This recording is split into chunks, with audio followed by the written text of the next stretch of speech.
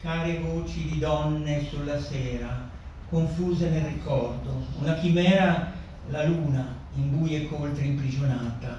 Il concerto dei grilli celebrava l'incantesimo immemore e due fate mi narravano favole stregate. Di arcani mondi l'anima inventava le vaghe forme, le sembianze alate.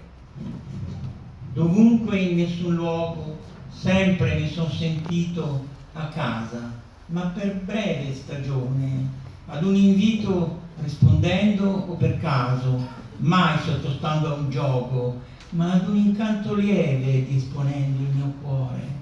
Da un sentimento invaso, simillimo all'amore, ogni volta gustando delizie sempre nuove, ma non ricordo il quando e non ricordo il dove. E ancora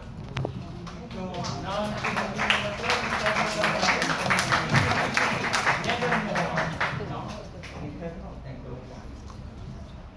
Ci tengo perché è dedicata a mia madre. Allora, sovratempo.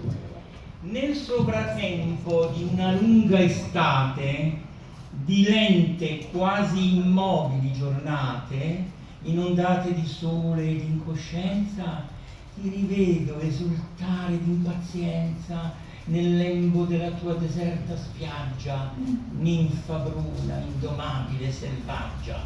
Negli occhi inquieti già ti rassomiglio, ma ancora ignori che sarò tuo figlio.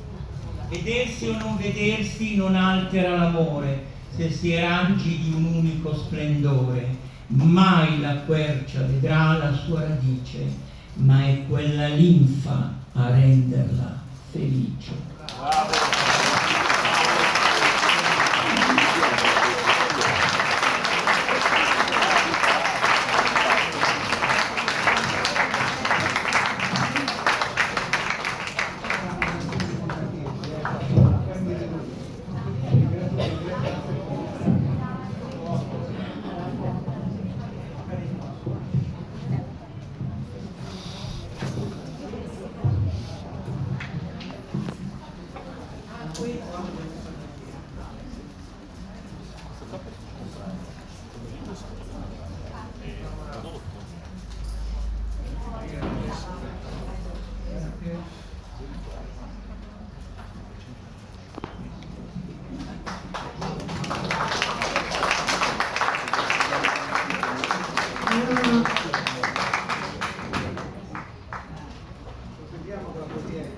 Allora, io vorrei